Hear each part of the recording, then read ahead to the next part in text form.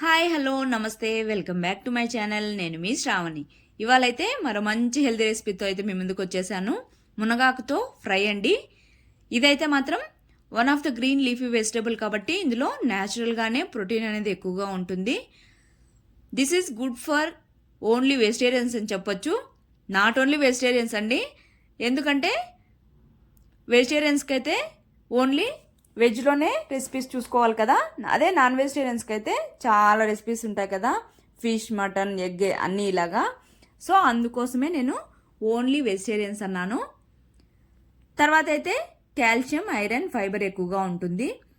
ఇది ఇమ్యూన్ సిస్టమ్ని బూస్ట్ చేస్తుంది, కొలెస్ట్రాల్ అనేది కంట్రోల్ చేస్తుంది, అలానే బోన్ స్ట్రాంగ్గా ఉంచడానికి కూడా యూజ్ అవుతుంది. ఇంకా చెప్పాలంటే విటమిన్ ఏఈ ఎక్కువగా ఉంటుంది. ఇది లేడీస్కి ఏనండోయ్ స్కిన్ గ్లోగా ఉంటుంది, అలానే హెయిర్ కూడా స్ట్రాంగ్గా ఉంచడానికి యూజ్ అవుతుంది. సో ఇన్ని హెల్త్ బెనిఫిట్స్ ఉన్నప్పుడు తప్పకుండా అయితే ట్రై చేయండి. తర్వాత అయితే లేట్ చేయకుండా ప్రాసెస్లోకి అయితే వెళ్ళిపోదాం. ఇక్కడ మునగాకైతే మంచిగా ఒలుచుకొని నీట్గా క్లీన్ చేసేసుకోవాలి. తర్వాత కడాయి పెట్టుకొని వాటర్ వేసుకొని తగినన్ని, ఇందులోనే సాల్ట్ కూడా వేసేసుకొని ఒకసారి మంచిగా మిక్స్ చేసుకొని ఆకునైతే ఇందులోకి వేసేసుకొని కలుపుతూ అయితే ఒక 2 నిమిషాలు ఉండనించిన తర్వాత మూత పెట్టుకొని మీడియం ఫ్లేమ్లో కుక్ చేసుకోవాలి. ఇక్కడ మునగాకు అనేది త్వరగా కుక్ అవ్వదు కాబట్టి కాస్త టైమే పడుతుంది. ఇక్కడ ఇంకా కుక్ అవ్వాల్సి ఉంది. అంతలోపు అయితే మనం పప్పు ప్రిపేర్ చేసేసుకుందాం. ఒక కుక్కర్ తీసుకొని, లేదు అంటే మీరు గిన్నెలో అయినా ఉడికించుకోవచ్చు. కాకపోతే పప్పు అనేది ముద్దగా ఉండకూడదండి, ఫ్రైకి పలుకుగా పొడిగా ఉండాలి. 1/2 కప్ దాకా కందిపప్పు తీసుకొని వాష్ చేసేసుకొని తగినన్ని వాటర్ అయితే వేసుకొని మీడియం ఫ్లేమ్లో 2 విజిల్స్ వస్తే సరిపోతుంది. పప్పు అనేది బాగా పొడి పొడిగా ఉంటుంది. తర్వాత అయితే ఇక్కడ ఆకు కూడా కుక్ అయిపోయింది. ఒక స్ట్రైనర్లో వేసేసుకొని చల్లారనివ్వాలి. తర్వాత ఇక్కడ పొడికైతే మనం ప్రిపేర్ చేసుకోవడానికి ముందుగా అయితే స్టవ్ మీద కడాయి పెట్టుకొని పల్లీలు అయితే వేయించుకోవాలి. మంటను సిమ్లో పెట్టుకొని మంచిగా దూరగా వేయించుకోవాలి. తర్వాత మీ స్పైస్కి తగ్గట్టు అయితే ఎండుమిర్చి తీసుకొని అందులోకి కొద్దిగా ఆయిల్ వేసుకొని ఫ్రై చేసుకోవాలి. ఇక్కడ మీకు ఎండుమిర్చి వద్దనుకుంటే చిల్లీ పౌడర్ అయినా వేసుకోవచ్చు.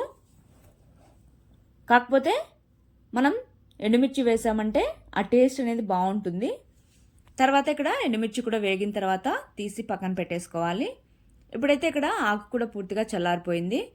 ఇందులోంచి వాటర్ అయితే ఖచ్చితంగా అయితే ఈ విధంగా పిండేసుకోవాలి, లేదంటే ముద్దగా అయిపోతుంది, అలానే టేస్ట్ కూడా బాగోదు. ఈ విధంగా వాటర్ని పిండుకున్న తర్వాత ఒక ప్లేట్లోకి తీసేసుకోవాలి.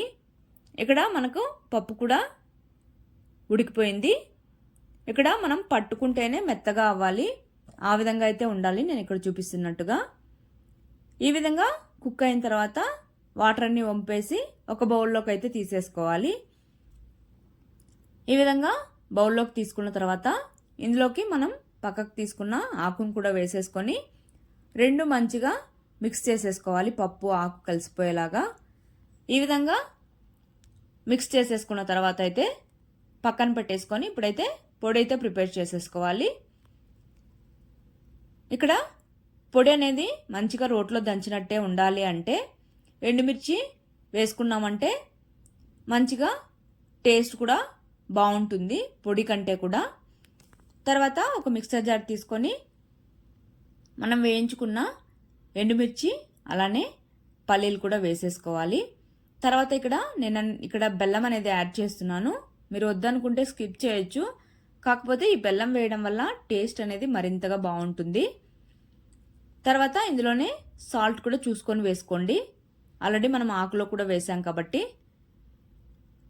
అలానే వెల్లుల్లి కూడా వేసుకొని మిక్సీ పట్టేసుకోవాలి. ఇక్కడ మిక్సీ పట్టడం అంటే ఒకేసారి మిక్సీ పట్టేయకుండా ఆపి పల్స్ ఇచ్చి పట్టామంటే కొద్దిగా మనం దంచినట్టే ఉంటుంది. తర్వాత ఇక్కడ పోపు అయితే పెట్టేసుకుందాం. అదే కడాయిలోనే ఆయిల్ వేసుకొని ఇందులోకి ఆవాలు వేసుకొని చిటపట్లాడనివ్వాలి.